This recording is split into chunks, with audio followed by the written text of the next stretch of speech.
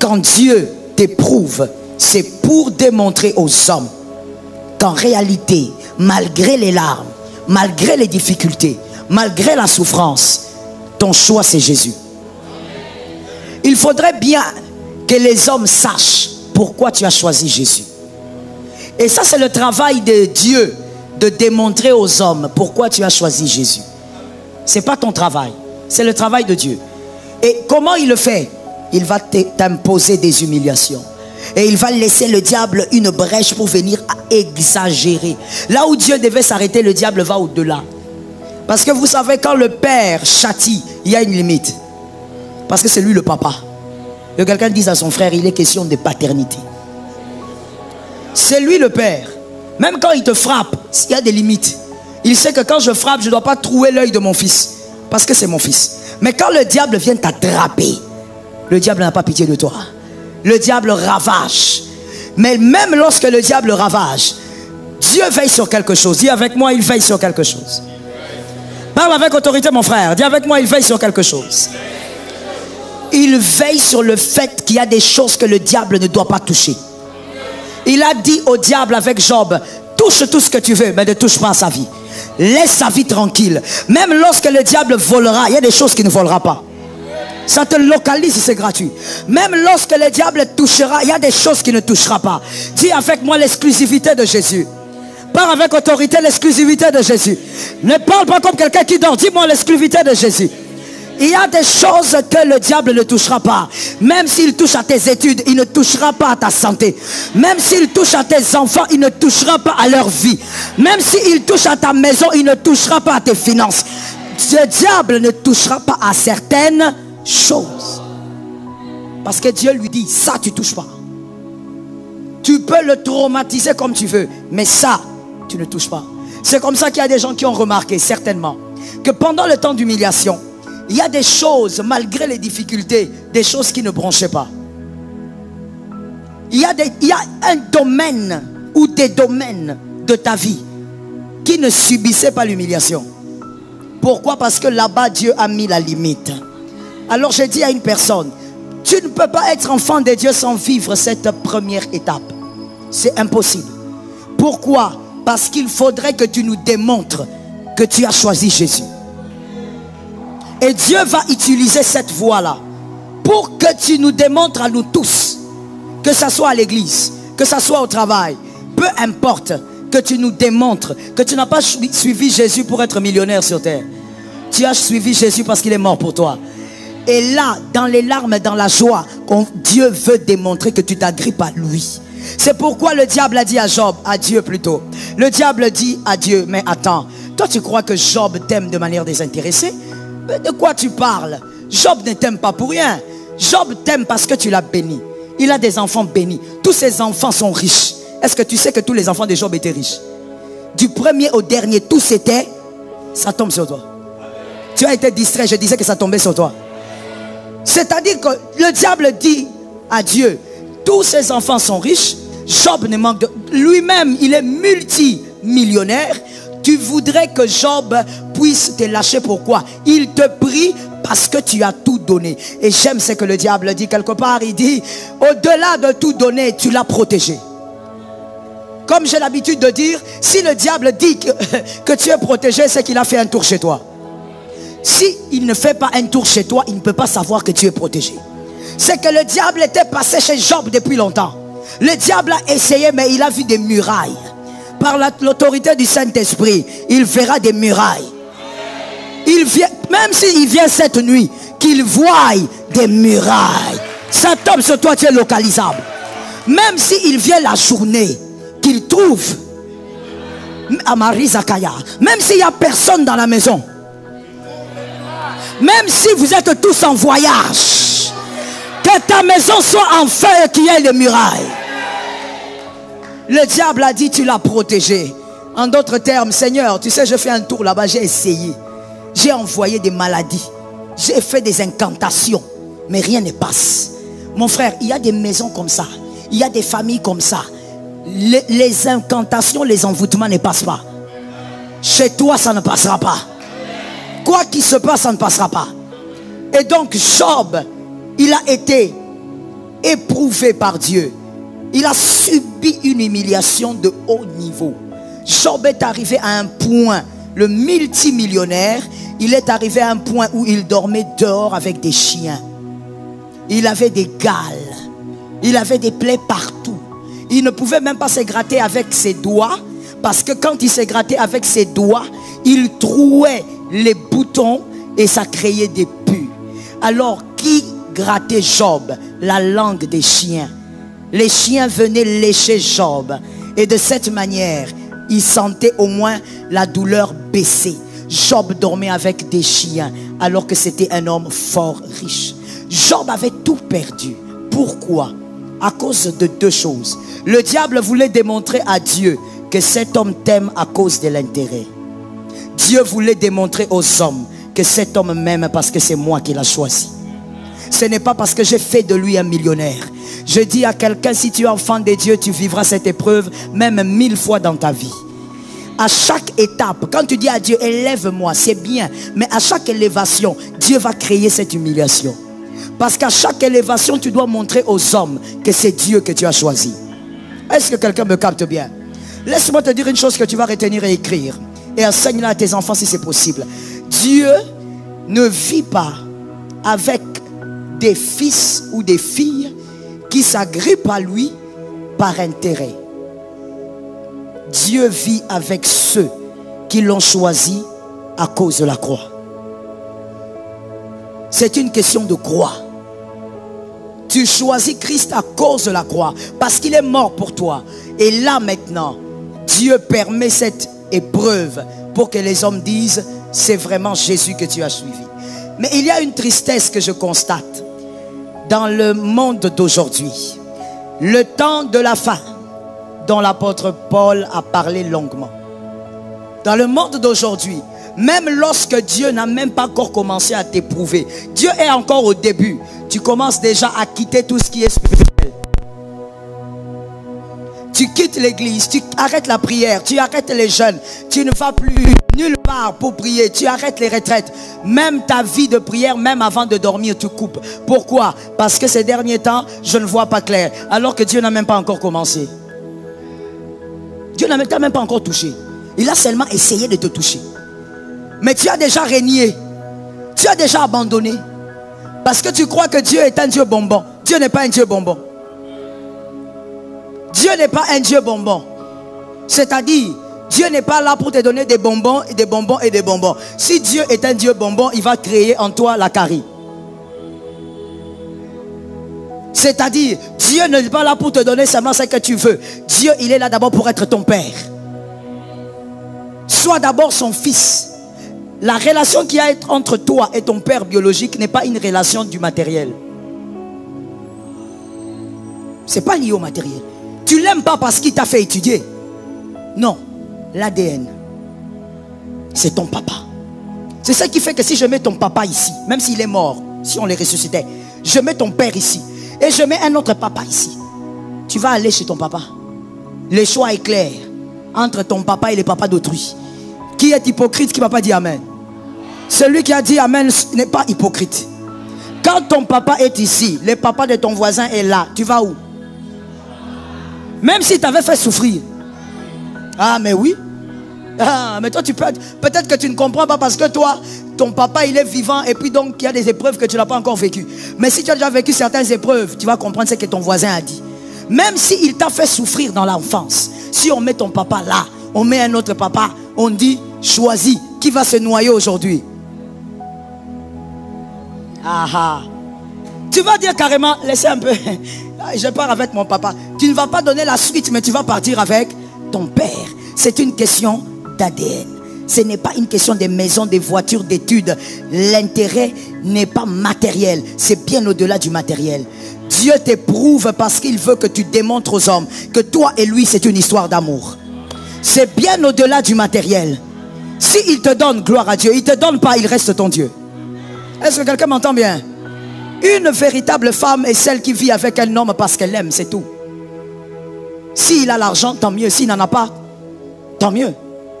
C'est une véritable histoire d'amour. Que Jésus te soutienne. Pendant ces épreuves-là, que Dieu te soutienne. Avant que l'année se termine, il y a des gens qui vont vivre ces épreuves. Oh yes, that's true. Même si tu dis pas amen, c'est comme ça. C'est la vérité. Avant que cette année se termine, certaines personnes vont vivre ça.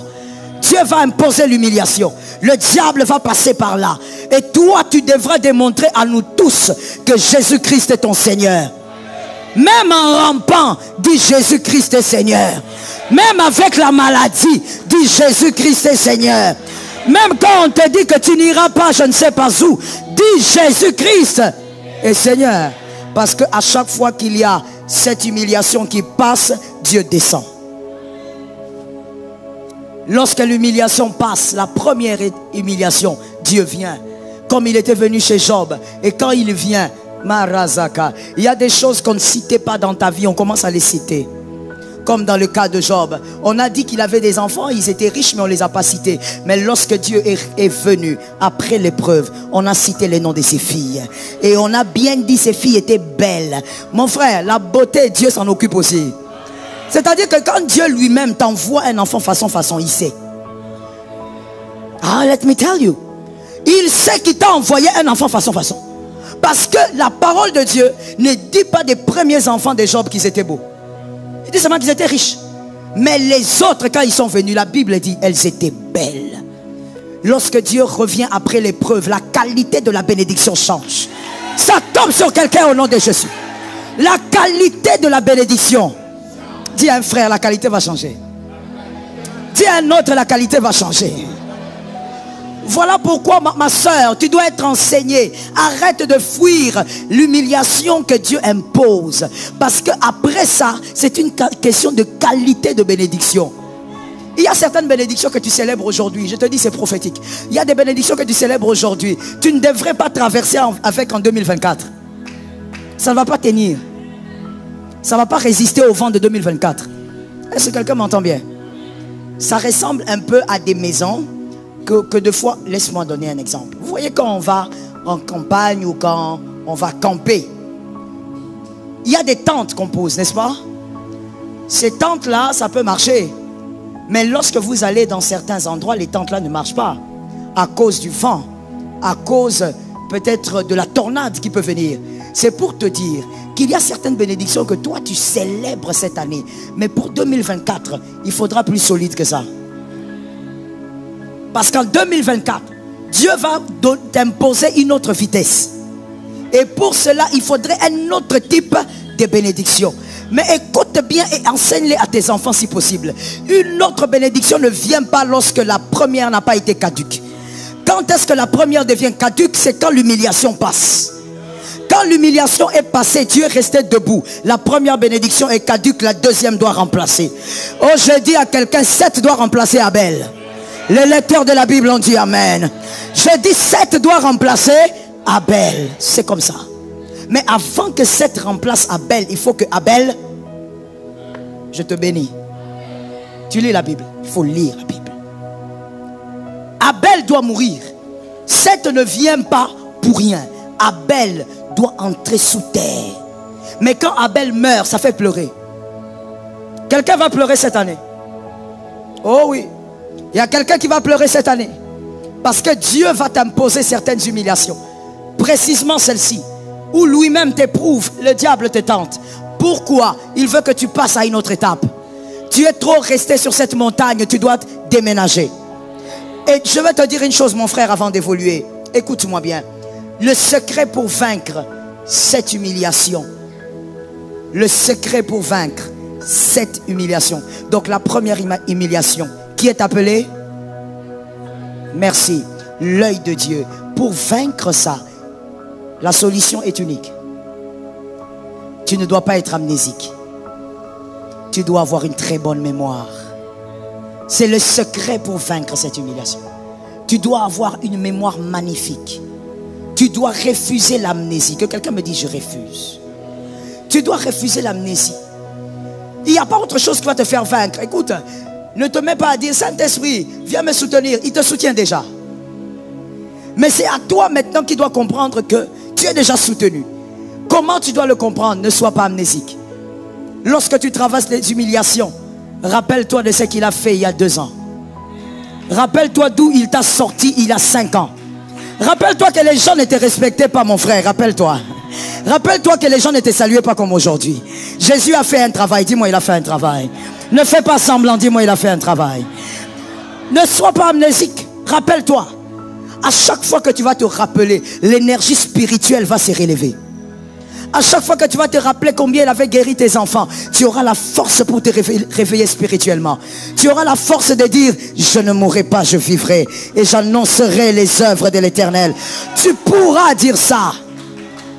Vous savez, il m'arrive très souvent de dire, oh my God, cette situation ici est en train de m'étrangler. Et en train de m'asphyxier. Mais à un moment donné, je me dis, oh, au fait, s'il fallait que je meure, il fallait que je meure à cette époque-là. Tous les cartes étaient réunies à ce temps-là pour que je meure. Donc aujourd'hui, ça ne peut plus marcher. On n'est pas amnésique. On se rappelle.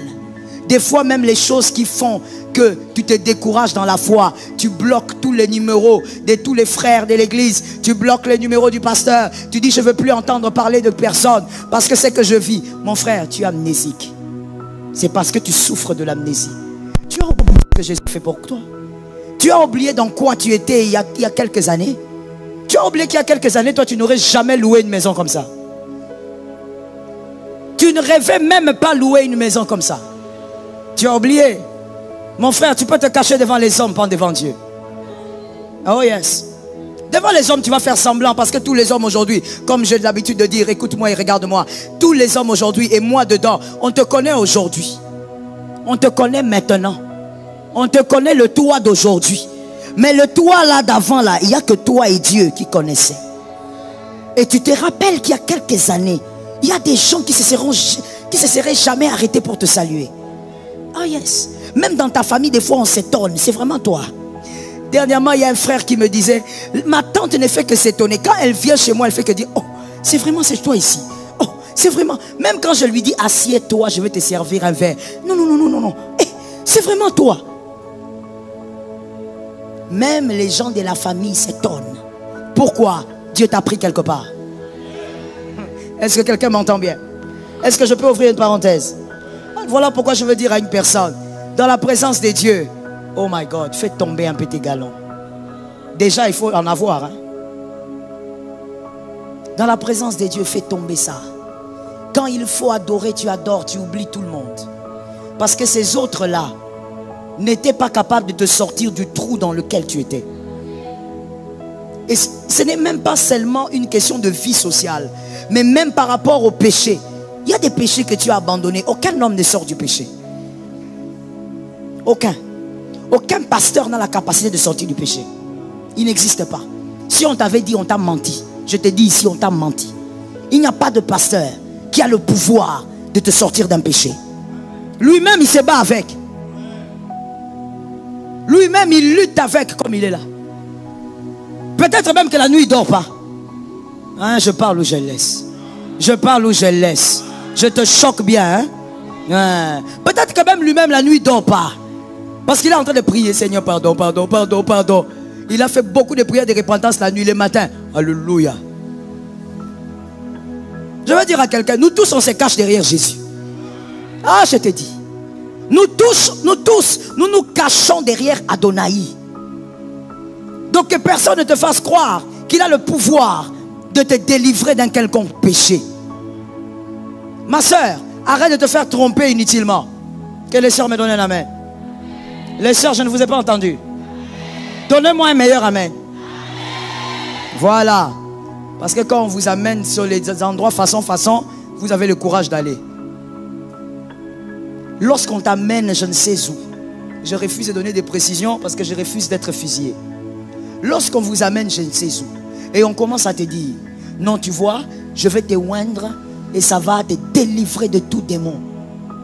Et toi, ma soeur, avec la taille que tu as, que ça soit 42 kilos, que ça soit 90 kilos, tu enlèves tes vêtements, tu ne sens pas qu'il y a le vent qui passe. Tu n'as pas froid. C'est étonnant, hein? Je parle ou je laisse. Tu me regardes comme ça, comment? Tu es choqué, je n'ai même pas encore commencé à choquer. Tu es choqué déjà. Il y a même des femmes mariées qui ont honte d'enlever les habits devant leur mari. Elles ont honte. Elles ont un peu de gêne. Mais toi, on t'a dit par je ne sais qui qu'il va te oindre. Comme ça, les démons de la masturbation vont te quitter. Le mari de Nula va te quitter. Tu enlèves les habits comme Tarzan. Une rapidité de déshabillement jamais vue, inédit. Mais tu n'as même pas honte de tes kilos que tu as. Tu n'as pas honte de ton corps que tu as. Devant cet homme-là. Pourquoi? Parce qu'il t'a dit que si lui te oint, les démons partent. Mensonge. Mensonge. Je disais mensonge. Non, si tu es sorcier, tu ne diras pas amen. Je dis mensonge. J'aurais dit mensonge. Il n'y a pas d'huile qui chasse les démons. Il n'y en a pas. Même si un pasteur monte avec ça en retraite pendant 100 jours, 400 jours, l'huile ne chasse pas le démon. L'huile ne chasse aucun démon. Il n'y a pas une main ointe, puissante, capable d'arrêter ton péché. Il n'y a qu'un seul nom. Devant ce nom, le péché est traumatisé. Devant ce nom, les péchés se sont cloués. Devant ce nom, les péchés commencent à reculer. C'est le nom de Jésus de Nazareth. Ton amen est pourri, tu me donnes un amen. Le nom de Jésus de Nazareth. Le seul nom qui a la capacité de chasser les démons. Oh Rizaka, au nom de Jésus, les démons partent. Même celui qui a fait 20 ans, il va partir. Même celui qui dit, moi je suis son mari, il va partir. Voilà pourquoi quand moi, au nom de Jésus, je me mets à chasser les esprits. Je ne pose aucune question aux démons. Parce qu'il n'a rien à me dire. Même s'il est légion, même si c'est un esprit ancestral, peu importe ses origines, au nom de Jésus, les démons partent. Au nom de Jésus. Au nom de Jésus, ton péché tombe. Toi-même, tu te rends compte que le péché que tu faisais il y a des années, tu as arrêté. Tu te poses la question, mais comment j'ai arrêté? Qu'est-ce qui s'est passé? Il y a un nom qui est venu. Un seul nom a cloué le péché à la croix. Un seul nom a fait taire le péché à la croix. Est-ce que quelqu'un m'entend? Voilà pourquoi, bien-aimé, moi j'ai l'habitude de dire aux esprits impurs que je ne peux jamais, en aucun jour, vous supplier pour sortir quelque part. Je ne supplie pas. Parce qu'il n'y a pas de causerie d'abord entre moi et vous. Il est écrit, vous avez reçu le pouvoir de faire quoi? Non, de causer. De causer, de discuter. Yonani, Ngaïté, yeah. Vous commencez à... Tu manques d'amis? Tu veux faire des démons tes amis? Tu manques d'amis? Tu n'as pas d'amis? Tu n'as pas de collègues à l'école? Je ne sais pas, là où tu travailles. Tu veux maintenant faire du démon ton ami? Tu commences à lui poser. Tu es là depuis combien d'années? Tu es là depuis... Donc toi, le Saint-Esprit ne peut pas te dire tout ça. L'esprit de vérité nous dit tout ça. L'esprit de la puissance nous dit tout ça. Ah, je veux dire à quelqu'un, peut-être que tu as mal lu la Bible. Écoute, il faut bien lire. Il est écrit qu'il est le prince du mensonge. C'est lui le père du mensonge. Le diable n'a aucune vérité à te dire. Même quand le démon te parle là, il te ment. Est-ce que je peux choquer quelqu'un? Ou peut-être je vais simplement révéler quelque chose à quelqu'un. Tu vois mon fils, toutes ces personnes qui ont l'habitude de dire, j'avais vu Lucifer, mensonge. Alors voilà pourquoi vous qui aimez les témoignages des sorciers, mon frère, lis la Bible au lieu d'écouter les témoignages des sorciers. Tu es là concentré sur YouTube, tu suis les témoignages. Hé, Jésus, ouh, alléluia. Il était au 7e niveau. Qui a dit ça? Mensonge. C'est un monde de mensonges. Frère, que Dieu m'épargne. Je suis faillible, mais je dis que Dieu m'épargne. Je ne pourrai jamais laisser un sorcier témoigner. Dans l'église de Jésus, jamais. Pourquoi? Parce que le monde même de la sorcellerie est un monde de mensonges. Tu vas voir combien de personnes. Oh, moi j'ai vu Lucifer, j'étais sa femme. Oh, moi j'ai vu Lucifer, j'ai dit, mais comment les gens ne lisent pas la Bible? Le diable ne peut pas te dire la vérité. Même quand il dit c'est moi, ce n'est pas lui. Ah, l'ignorance là vient d'où? La Bible c'est pour tout le monde. C'est dans toutes les langues du monde. Oh non, moi j'étais la femme de Lucifer. Il n'a pas ce temps d'avoir des femmes. Lui il est concentré sur détruire les âmes. Il n'a pas le temps là. Non, non, j'ai vu un esprit qui m'a parlé et m'a dit que c'est lui. Ne perds pas le temps. Connais Jésus. Lui au moins dit la vérité. Il est le chemin, la vérité et la vie. Quand il te dit c'est moi, c'est lui. Hey! Shabbat! Quand il te dit je suis là, il est là. Quand il te dit je pars, il part. Quand il te dit je viendrai à minuit, il viendra à minuit. Il n'en fera pas Gabriel. Il n'en fera pas l'ange Michel. Il vient lui-même parce qu'il est condamné à dire la vérité. Connais Jésus. Pourquoi tu te compliques la vie? De connaître quelqu'un qui est façon, qui a plusieurs facettes. Connais Jésus. Jésus, quand il te dit aujourd'hui on a rendez-vous à 23 h, même l'ange ne viendra pas. Lui-même vient. Si Jésus te dit c'est moi qui t'ai parlé, c'est lui, ce n'est pas un ange. Il est le Dieu de la vérité. Que Dieu te donne la force. Que Dieu te permette de vaincre l'épreuve. Je dis, celui qui vit l'épreuve, l'œil de Dieu n'est pas maudit. Oh non, on t'a menti, il n'est pas maudit. Celui qui traverse cette épreuve, où Dieu lui-même t'éprouve pour voir combien tu l'aimes, tu n'es pas maudit. Il n'y a pas un esprit impur derrière toi. C'est Dieu lui-même qui est là. Et vous savez, quand Dieu t'éprouve, comme je l'ai dit, comme un bon père, il veille sur les bornes. Il y a des bornes qu'on ne touchera pas. Ah oui, tu ne plairas pas au-delà des 40 coups. Impossible. Jésus veille sur les bornes. Il veille de manière à ce que certaines choses auprès de toi ne soient jamais avilies. Jésus veillera. Deuxième type d'humiliation. Deuxième type d'humiliation. Je l'appelle dans ses enseignements la sottise de l'homme. La sottise de l'homme. 1 Chronique. 1 Chronique. Commençons par 1 Chronique 21. Versets 4 à 13.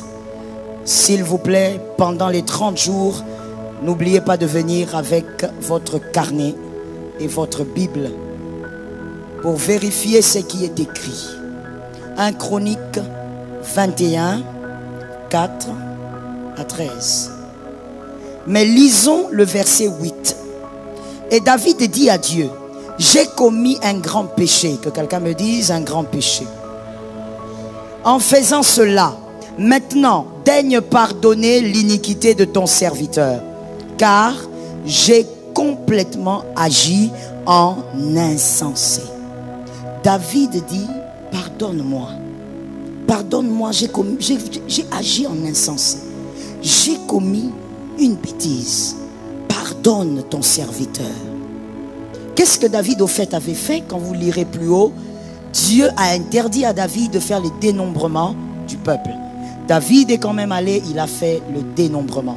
Et Dieu donc s'effache parce que David est dans la désobéissance. Que quelqu'un écrive dans son carnet la désobéissance. Écris dans ton carnet la désobéissance. Maintenant, après le verset 8, la supplication de David, voyons maintenant ce qui est dit au verset 10. Va dire à David, c'est l'Éternel qui parle, celui auprès de qui David avait demandé pardon. Pardonne-moi parce que j'ai mal fait. Dieu répond, va dire à David, ainsi parle l'Éternel. Je te propose 3 fléaux. Choisis-en un et je t'en frapperai. J'ai dit à une personne, David a demandé pardon, oui ou non? Après les pardons, après avoir pleuré, et David quand il demandait pardon, il ne blaguait pas. Il va se déshabiller, il va rouler, il va prendre le cendre, il met sur le corps, il dit Dieu pardonne-moi. Mais juste après, Dieu envoie un prophète. Dieu dit au prophète, va dire à David, j'ai 3 fléaux à le proposer, qu'il choisisse. Écris avec moi, bien-aimé. La deuxième humiliation émane de la désobéissance. La désobéissance à Dieu, évidemment. La désobéissance à Dieu. Que quelqu'un écrive, la désobéissance coûte cher. La désobéissance à Dieu, ça coûte très cher.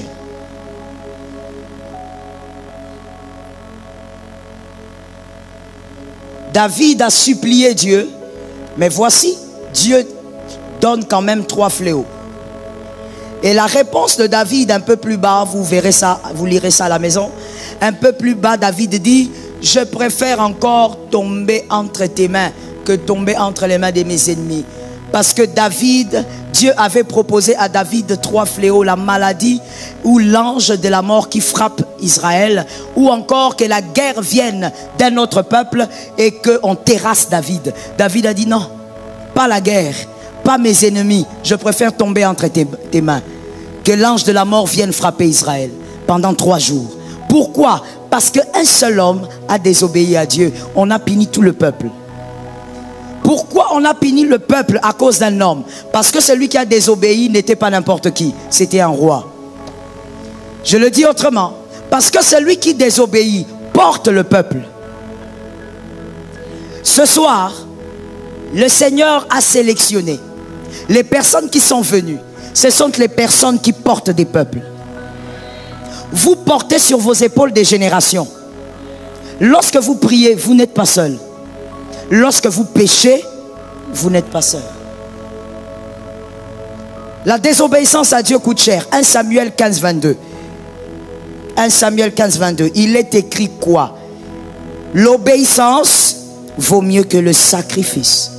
C'est-à-dire, même si tu jeûnes et que tu vis dans la désobéissance, tu n'as rien fait. Même si tu pries, mais tu as une vie qui désobéit à Dieu, tu n'as rien fait. Même si tu donnes dîmes, offrandes, sémences, tout ce que tu veux. Même si tu donnes ta maison à Dieu, mais tu vis dans la désobéissance face à Dieu, tu n'as rien fait. Dieu préfère l'obéissance qu'au sacrifice. Quelqu'un a entendu? Maintenant, écoutez.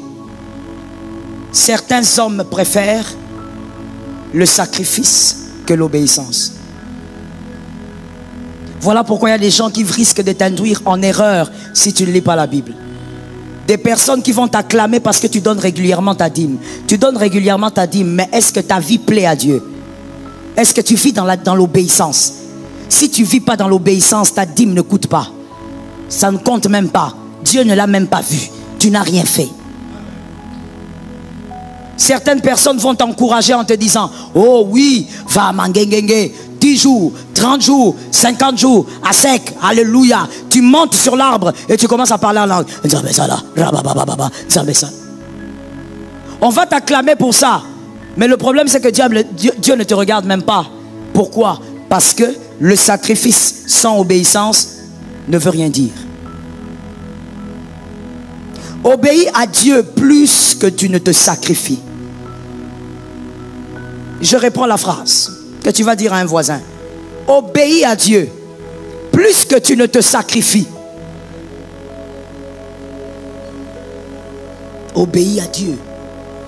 Quand on dit l'obéissance à Dieu, c'est d'abord tout ce qui est écrit dans sa parole. Et ensuite, toutes les instructions que le Saint-Esprit peut te donner.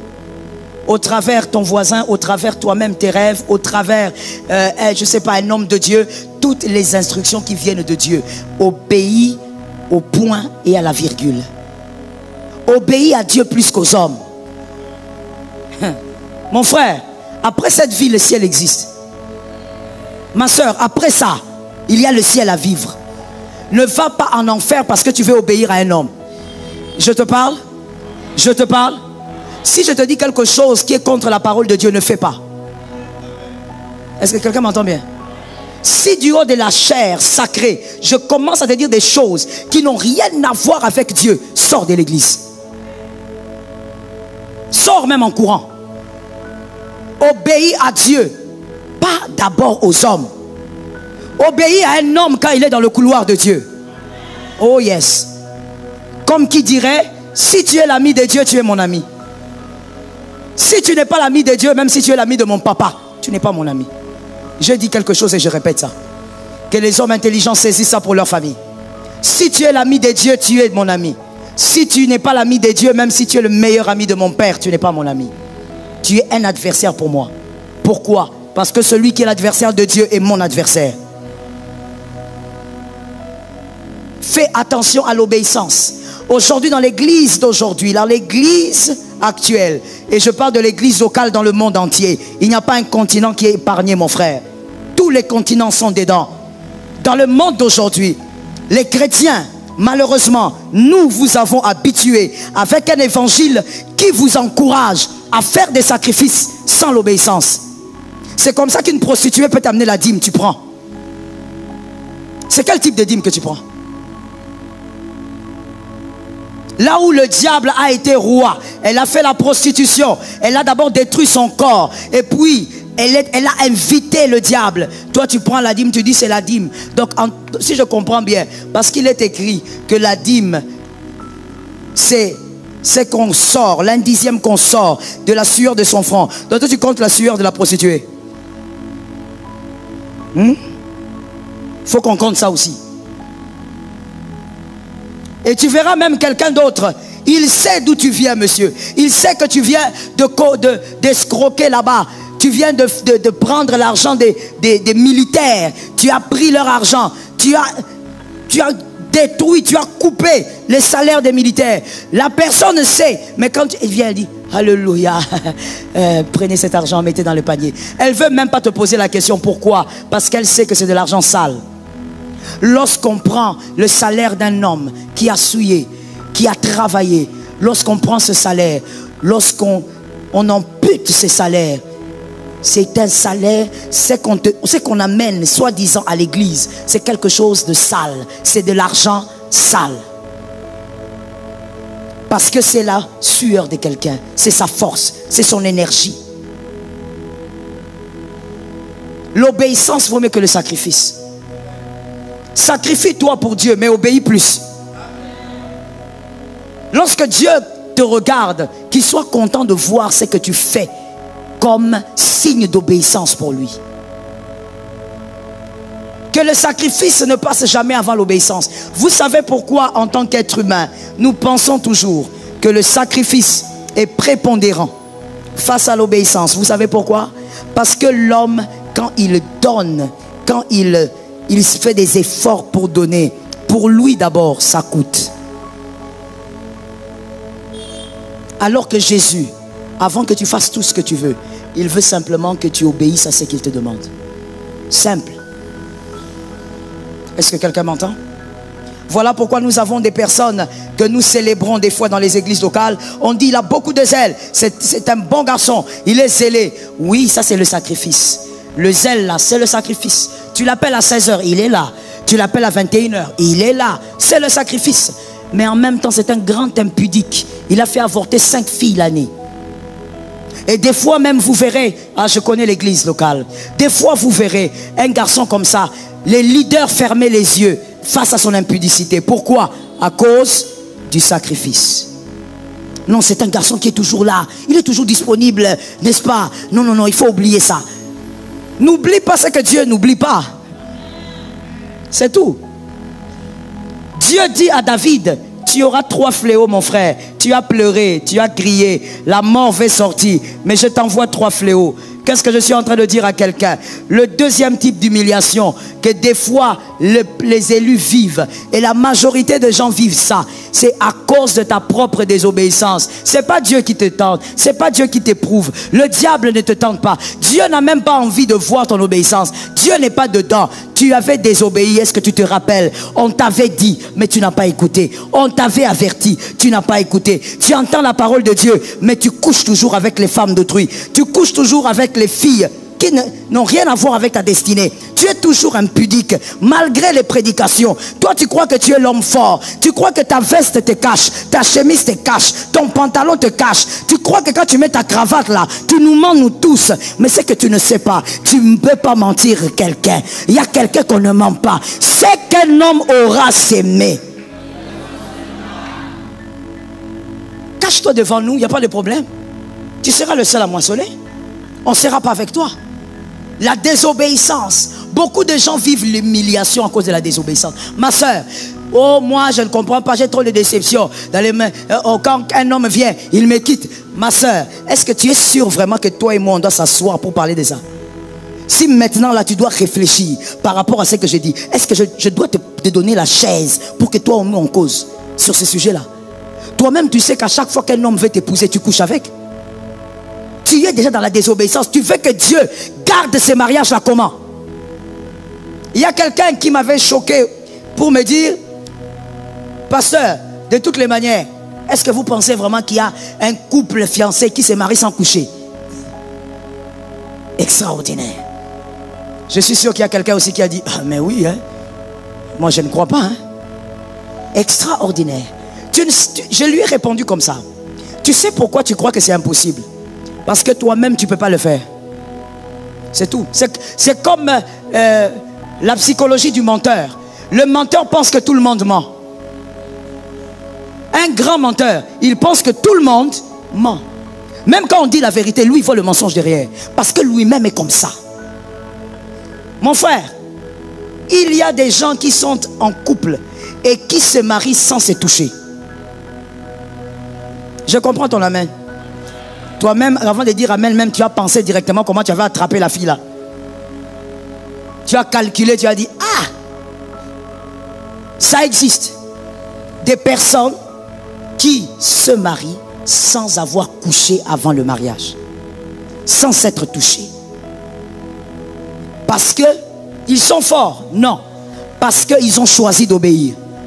Je dis quelque chose maintenant que tu vas garder aussi. L'obéissance à Dieu est un choix. Il ne faut pas venir me parler des démons. Non. Si tu me parles des démons, c'est que tu n'as pas été totalement libéré. Or, il est écrit que tu as été totalement affranchi, totalement libéré. Donc quand tu désobéis, c'est par choix que tu désobéis. Que Dieu te donne la victoire. Que Dieu te rende capable d'obéir. L'obéissance est un choix. Je viens dire à quelqu'un, la désobéissance coûte cher. Comme avec le cas de David. David a demandé pardon, mais Dieu lui a dit choisis.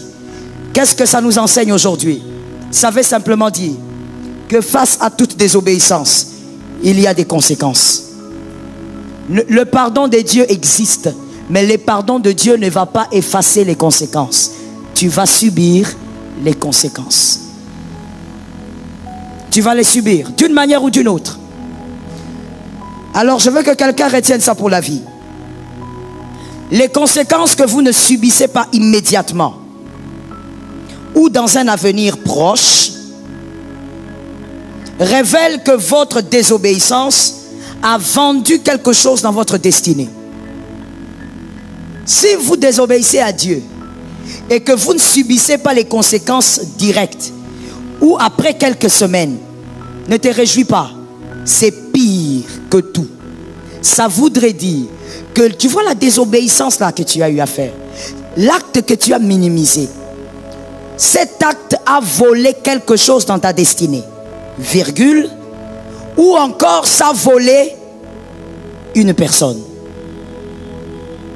Dans ta destinée, ta désobéissance peut voler une personne clé qui devait te faire du bien. Quand on dit voler, c'est-à-dire que lorsque tu vas vivre, cette personne, même si tu la rencontres, elle ne te fera plus du bien. Ta désobéissance a volé la substance de la bénédiction.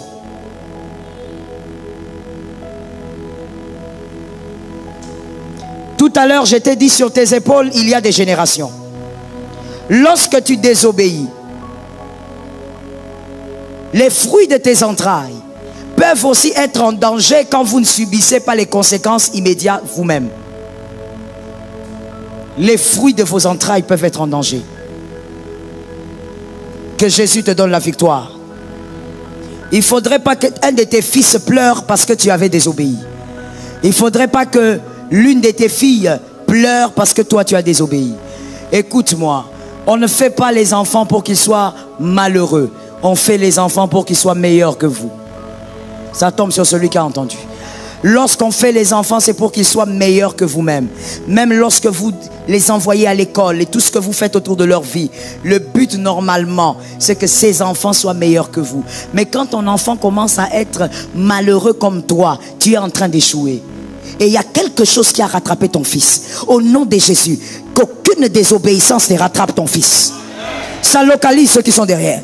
Qu'aucune désobéissance ne localise ta fille. Fais comme David, dis à Dieu, termine ça maintenant. Termine ça avec moi maintenant. Tu pleures devant Dieu, tu dis, Jésus, pardonne-moi. D'ailleurs, dis seulement à Jésus, Jésus, je sais que tu vas me pardonner. Parce que de toutes les manières, la Bible dit que tu es fidèle et juste. Tu vas me pardonner, mais moi je suis aussi là pour un autre dossier. En dehors du pardon, que la chose se termine entre toi et moi. Que la chose ne va pas suivre mes enfants. Que tes enfants soient épargnés. Parmi l'une des choses que je déteste dans la vie sur terre, c'est lorsque les enfants se battent avec le Goliath des pères. L'enfant ne doit pas se battre avec des Goliaths. Plusieurs fois j'ai reçu des garçons, tranches 20, 27 ans, 30 ans, qui pleuraient pour des choses qu'ils ne comprenaient pas. Et souvent c'était des mystères spirituels. Pasteur, je ne comprends pas pourquoi j'ai tout fait. J'ai tout fait, j'ai prié dans toutes les formes pour cette femme de nuit. Mais pourquoi ça ne part pas? Quand je veux prier de manière simple, l'esprit me dit, ça c'est pas un mari, une femme de nuit qui vient de la pornographie ou de quoi. C'est une femme de nuit qui vient de loin. Pose-lui telle et telle question sur son père. Il y a des femmes de nuit qui sont entrées dans les maisons parce que le papa l'avait appelé. Parce que la mère avait désobéi. Elle a fait entrer cet esprit. L'esprit, quand il entre, il s'assied. Parce que le diable, quand il vient, il choisit ce qu'il va détruire. Au nom de Jésus, que ça ne t'arrive pas. Je répète encore, au nom de Jésus, que ça ne t'atteigne pas. Quand le diable entre dans une maison, il ne prend jamais ce que tu lui donnes. C'est lui qui choisit. Et ce qu'il va partir avec, mon frère, il n'y a que Dieu qui sait ce qu'il va prendre. Au nom de Jésus, aujourd'hui, que tu fasses le choix d'obéir à Dieu. Quoi qu'il arrive, que tu obéisses. Que quelqu'un dise avec moi d'abord Dieu. Que quelqu'un dise avec moi, je n'obéirai d'abord qu'à Dieu. D'abord Dieu. Fais attention. Que les hommes ne t'acclament pas plus que Dieu. Ouais, ça tombe sur ta famille. Il y a des gens qui sont comme ça. Vous voulez plaire aux hommes parce que, au fait, c'est une parenthèse que je vais ouvrir rapidement. Tu veux plaire aux hommes. Tu te bats toujours pour plaire aux hommes parce que tu es en carence d'affection. Tu n'as pas grandi avec beaucoup d'affection. Je ne connais pas la structure de ta famille, mais certainement il y a eu quelque chose. Soit papa n'était pas là ou maman était absente ou quelque chose s'est passé. Tu as gardé. Il y a même des gens qui ont grandi avec papa et maman, mais les deux personnes ne savaient pas comment donner de l'affection aux enfants. Alors qu'est-ce que toi tu es devenu? Tu es devenu un quémandeur d'affection. Quand tu fais quelque chose, tu veux que les gens voient, que les gens te félicitent, que les gens t'acclament. Tu es un quémandeur d'affection parce que tu es en manque. Mon frère, quand tu es en manque, ne demande pas aux hommes, demande à Jésus. Parce que les hommes vont t'en donner, à un moment donné, ça va tarir. Parce que l'homme est une source tarissable. Dieu, Jésus, le seul, une source intarissable. Et vous savez, avec Jésus, lorsque vous êtes en manque d'affection, quand vous allez vers Jésus, non seulement il t'en donne de l'affection, mais il comble aussi le trou là. Il te délivre, il te guérit. Tu ne vas plus souffrir de ce manque d'affection. J'ai l'habitude de dire aux gens, lorsque tu te sens blessé par les hommes, on ne guérit pas la blessure d'un homme par un homme. Ah, les gens m'ont trop blessé. Cette fois-ci, vraiment, je décide de m'éloigner de ces gens-là. Je préfère rester avec ceux-ci. Tu n'as rien fait. Une imperfection ne peut pas régler une autre imperfection. On guérit des blessures de l'âme par Jésus. Parce que lui, il est parfait. C'est le parfait qui guérit l'imparfait. Au nom de Jésus, j'étais en train de dire que la désobéissance d'il y a 5 ans, si ça avait volé quelque chose, ce soir au nom de Jésus, que tu dises à Dieu que la grâce passe par là. Que quelqu'un me dise la grâce doit passer par là. Que quelqu'un d'autre me dise avec autorité, la grâce doit passer par là. Si tu avais désobéi à Dieu, qu'Adonai fasse passer la grâce. Et que tes enfants ne soient pas touchés. Qu'on ne te vole pas l'homme clé de la destinée. Qu'on ne te vole pas les faveurs de la destinée. Que la grâce passe par là. Si tu avais désobéi à Dieu, que Dieu aujourd'hui fasse 2 choses par sa grâce. Qu'il te pardonne et qu'il fasse passer la grâce. Et que la grâce passe par là. J'ai envie de dire quelque chose. Là où le diable était sûr qu'il avait déjà volé, que l'ange du Seigneur aille récupérer ta chose à cause de la grâce. Parce que la grâce grâce se sera passée par là. Est-ce que quelqu'un peut dire à 3 personnes que la grâce va passer?